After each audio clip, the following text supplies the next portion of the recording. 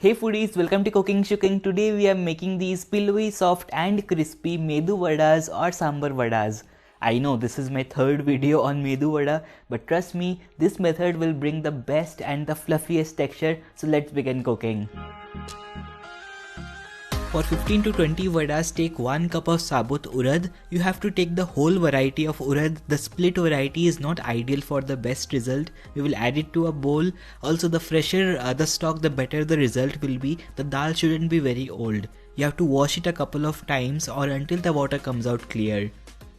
Here I have washed it thrice. Now we will add fresh water and soak it for about 4 to 5 hours. If you want the vada to be super crispy, then you can also add 1 tablespoon of rice to this. After 4 hours you can see the dal is soaked.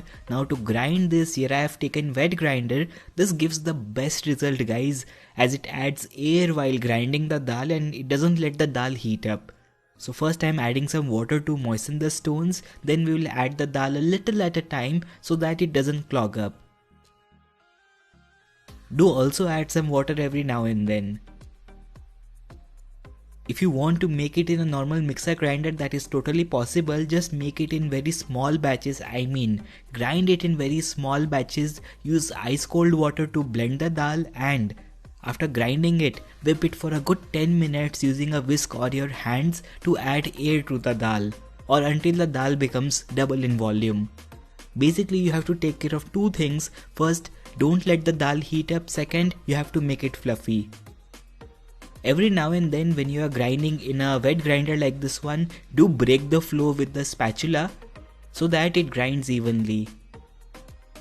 Guys, the wet grinder grinds in very low speed so it doesn't let the dal heat up and it adds air. That makes the vada super fluffy. You can see the before and after. It has increased in volume a lot. Now our dal is done.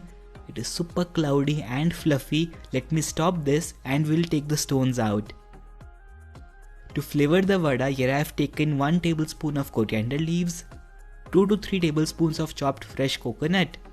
I've also added some freshly cracked pepper. This brings a very nice flavor. 1 teaspoon of jeera and salt to taste. To flavor this, you can also add some onion, curry leaves, hing and all. I've kept it simple. Now you have to be careful in mixing it. Just one direction. Keep it simple. We don't want the air to come out. Mix it with light hands. Everything is mixed with the dal. Now we will wet our hands in some water, both the hands guys. After that, take a little bit of the dal mixture and pass it on the other hand. Repeat it a couple of times so that we can make a ball. Then with one finger make a hole in the center. Here's our vada done. Now carefully drop this into hot oil. Make sure your palms aren't wet and dripping, otherwise that water will go into the hot oil and it will splatter. Just the finger needs to be wet. Similarly, I am making more. The process is very simple. Just that you have to be careful. Few more things to take care guys. Many videos suggest that you have to keep the flame medium or low. For this recipe, I will highly suggest you to keep the flame high and the oil temperature needs to be hot. Very hot as well. Because the fresh vada doesn't get a lot of color. Fermented batter does get a lot of color if the dal is soaked for a lot of time or if it has left for fermenting for a lot of time.